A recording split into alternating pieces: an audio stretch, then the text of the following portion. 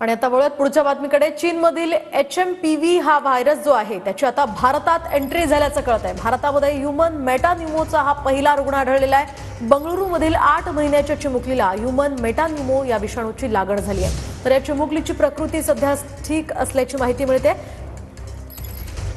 आपण पाहतोय भारतामध्ये ह्यूमन मेटान्यूमोचे आता 2 रुग्ण आढळलेले आहेत। ICMR ने हा दावा केलेला आहे। चीनमधील HMPV या व्हायरसची आता भारतात एंट्री झालेली आहे। खरं तर नागरिकांनी घाबरून न जाण्याचं आवाहन या संदर्भात WHO ने केलेलं आहे। तरी सुद्धा चिंताजनक वातावरण जे आहे ते सध्या नागरिकांमध्ये या विषाणूमुळे पसरलेलं दिसतंय। कर्नाटकात HMPVचे 2 रुग्ण आढळलेले आहेत, मात्र त्यांची प्रकृती सध्या स्थिर असल्याची माहिती आहे। 8 महिन्याच्या चिमुकलीला सुद्धा ह्यूमन मेटान्यूमोची लागण झालेली आहे।